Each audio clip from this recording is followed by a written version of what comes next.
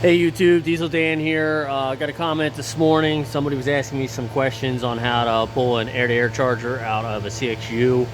This is our used CXU with the MP8 engine, so it's the only thing different from my other trucks. I'll show you how I take mine out.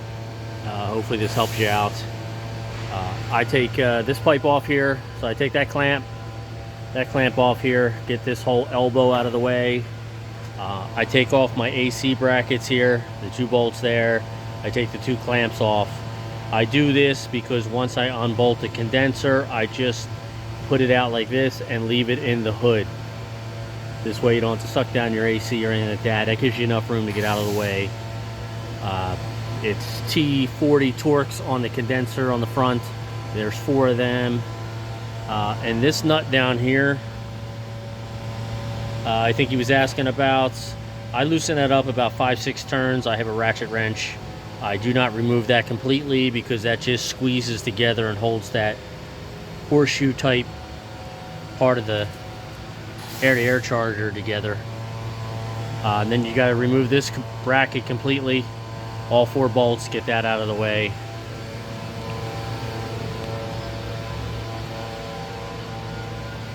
This side, pretty much the same thing. I take off the pipe from this clamp to this clamp. I don't mess with these clamps here at all if I don't have to. I've seen a lot of these get disturbed, and then you'll have boost leaks. So on this side, you'll have these 2 bolts here. Don't drop the bushings.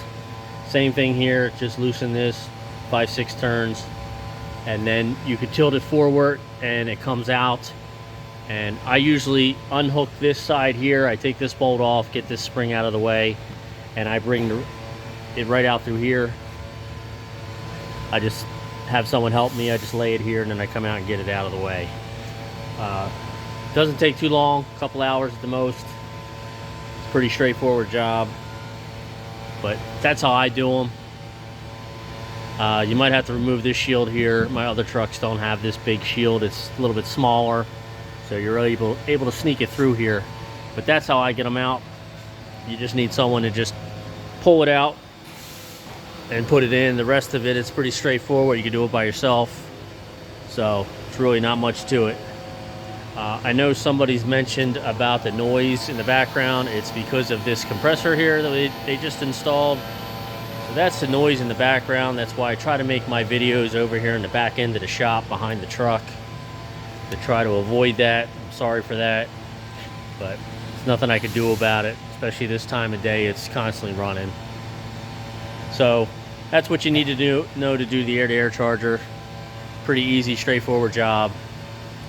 If you have to take the rubber flaps off the front, there are bolts in there. If they strip, you can usually break them out, just replace the bolts.